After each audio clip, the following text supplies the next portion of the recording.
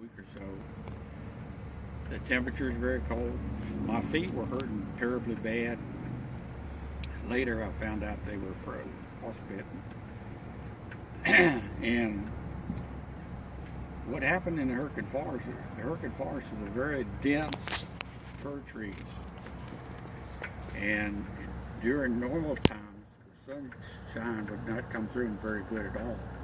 But the shells that hit it and broke off a lot of the branches, and when this thing fell down, it fell over top of this dugout. Well, we're thinking anything between us and what's coming down above is a safety. It helps us out, so we're glad they're doing it. But it doesn't help you stay warm.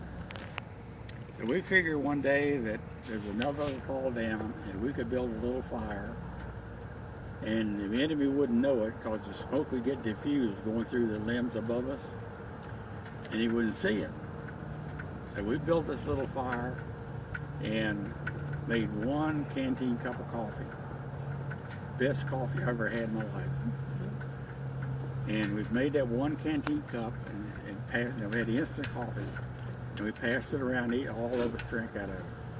Well, 5 of us was in the hole, and 1 man was on the gun.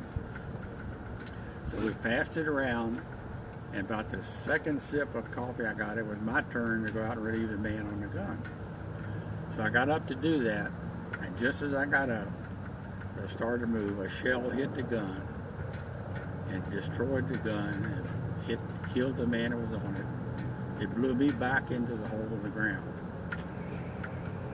At this point, the way things were going, I had reached a point where I felt I could not do this anymore. You've heard of shell shock? What happens is you just reach a point where I've actually seen guys just take off. I'm going to stop it, and they'll just start running. Well, they won't last a minute in doing it, but they really get down to it. And that's where I felt I was happening. When that shell hit me and knocked me down, I felt I can't do this anymore. I've got to have some help. And I sit there in the hole and I prayed and I asked God, I told him I was cold, I was hungry, I was scared to death, and I can't do this anymore. I need some help. Well, that was late in the afternoon, and that night the shelling stopped around us. The war didn't stop. You could still hear it happening, but it didn't hit around us, close to us. And I got some rest. Another day or so afterwards, we moved from there deeper into the forest, and they started shelling again. Well, it shelled every day for that matter. But this time, a shell hit, and I got a little piece of shrapnel about as big as my little finger. It hit me right in the buttocks. But what happened was when the shells started coming down, I was afraid of getting hit in the stomach.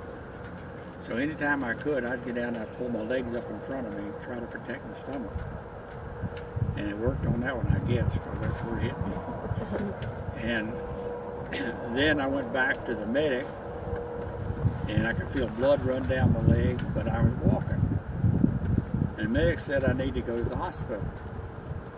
Well, he didn't tell me this, but the only thing I heard was I was leaving. I had to go to the hospital. I reached down and unbuckled my pistol belt and dropped that there. I dropped my rifle. I left everything right there. The only thing I thought about, I was walking out of there. I was going out. That's the only thing on my mind. It was the dumbest thing a soldier could do. It really was. I had nothing to protect myself, but I was walking back. When I got back to the field hospital, where there was some heat, then my feet started hurting, and I found out my feet were frozen.